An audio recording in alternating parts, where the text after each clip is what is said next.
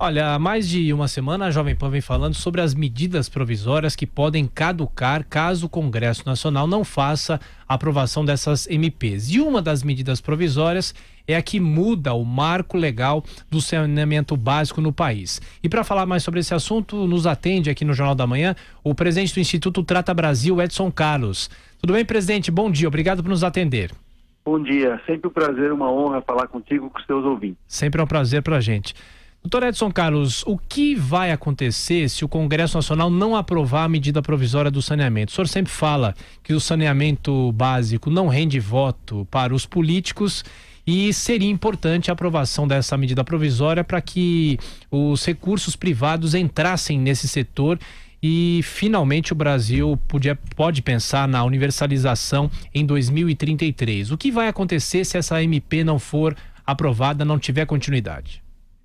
Bom, só para esclarecer, nós temos metade do Brasil ainda que não tem saneamento básico, né? Metade da população brasileira não tem sequer coleta de esgoto. Então a maior parte dos esgotos do Brasil vai para a natureza, vão para os rios, vai para o oceano, por isso que a gente vê a maior parte dos rios urbanos nessa condição, e isso se reverte em problemas de saúde, doenças, milhares e milhares de internações. Então, o saneamento vem de uma carência enorme, a maior das dificuldades nas infraestruturas que o Brasil tem. Em 2007, saiu a lei do saneamento, mas, infelizmente, 11 anos após a lei, a gente vê que faltou agregar alguns pontos para que o saneamento andasse mais rápido, e um desses pontos era fazer com que houvesse uma possibilidade do setor privado entrar um pouco mais no saneamento básico, trabalhando junto com o setor público. No Trata Brasil a gente defende a parceria dos dois, né? Porque o setor público também é muito importante nessa área.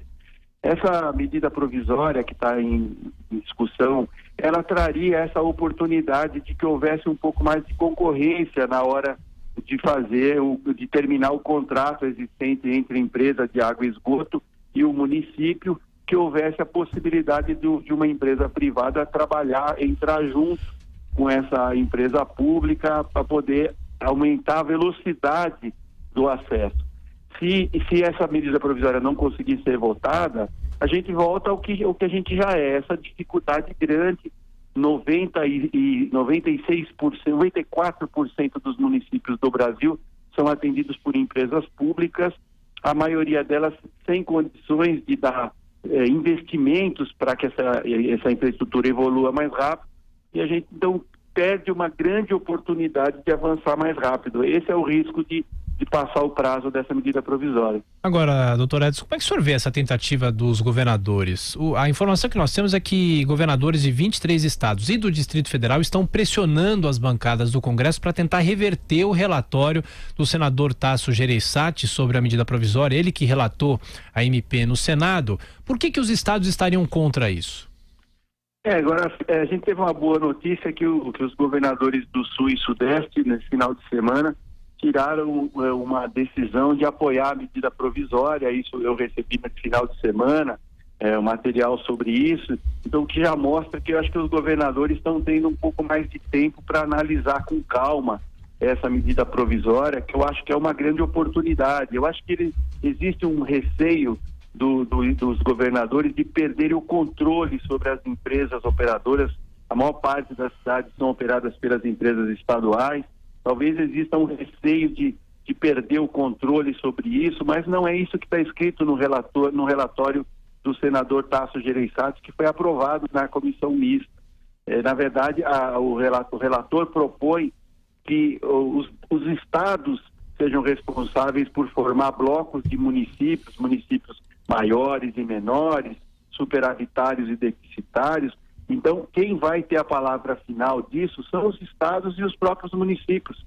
O titular do saneamento é o município, portanto, nada acontece sem o prefeito querer. Então, e por esse relatório do senador Tasso Gereissati, também nada acontece se o governador não organizar. Então, na verdade, tudo continua na mão dos governadores e dos prefeitos. Eu acho que houve os governadores precisariam entrar um pouco mais no texto, olhar com mais cuidado, porque eu acho que é uma grande oportunidade, inclusive para os próprios estados, alavancar recursos para tirar o Brasil dessa situação vergonhosa, né? São os eleitores desses governadores, desses prefeitos que precisam. Então, eu acho que houve um primeiro momento onde os governadores assinaram isso, mas vários deles eu acho que estão voltando atrás. Edson Carlos, presidente do Instituto Trata Brasil. Muito obrigado por atender a Jovem Pan. Boa semana, até a próxima. Um abraço. Obrigado, um abraço, sempre uma honra.